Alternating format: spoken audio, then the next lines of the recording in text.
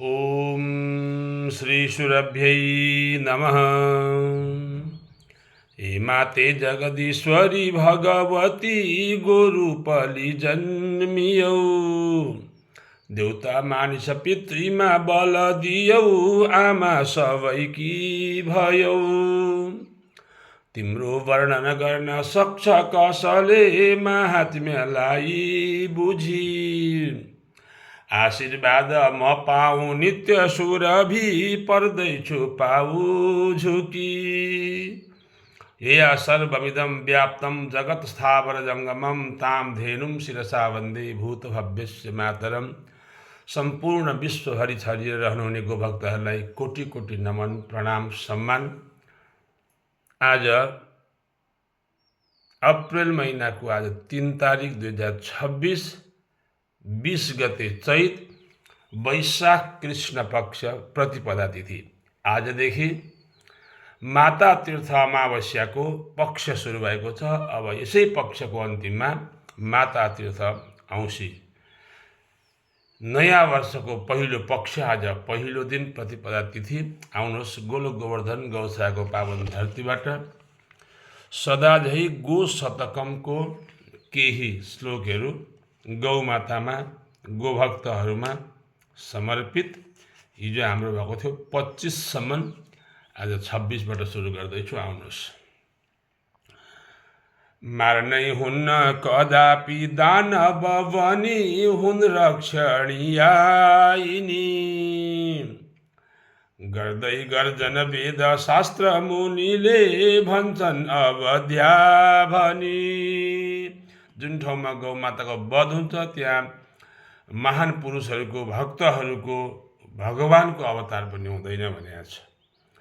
मार्नै हुन्न कदापि दानव बनी, हुन् रक्षणीयायिनी। गर्दै गर्जन वेद शास्त्र मुनिले, भन्छन् अवध्या भनी। खाना योग्य मिले त गोठ यिनका लागि भए सुन्दर। दिन्छन् हर्ष विभोर भइकन यिनी, मानेश्वरीको वर। मागेश्वरीको वर। छाला रोग विनाश गर्न सजिलो, यी धेनुको गोबर। पार्नै गर्छ पवित्र यो दिन दिनै, लिप्ने गरेमा घर। छारे रोग हटाउने पनि यही हो ओखती सुन्दर। पर्छन् सङ्कटग्रस्त मानिसहरू, यी नन्दिनीका भर। धेरै अन्न फलाउने रस दिने, यही मुख्य हो गोबर। दिन्छन् भूमि सयौँ गुना फलहरू, पाएर यही गोबर। नाना रोग हटाउने पनि यही, अत्यन्त चोखो छ जो। झुटो हो भर पर्नु छैन यसमा, को भन्न सक्ला र को। झुटो हो भर पर्नु छैन यसमा, यो भन्न सक्ला र को। गौमाता शुभगा समस्त जनले, छन् पालनीया सदा। भन्छन् वेद अनेक मन्त्रहरूले, छन् वन्दनीया शुभा। पाए दर्शन मात्रले सफल भई, जान्छन् छुटेका क्रिया।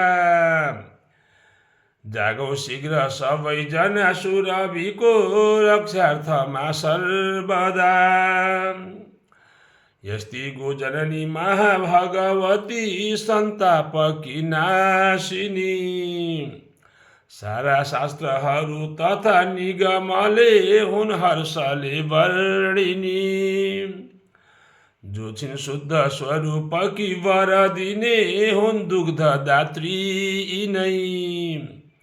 गर्छौँ पूजन नित्य भक्ति सहितै, ती पाउलाई छुँदै।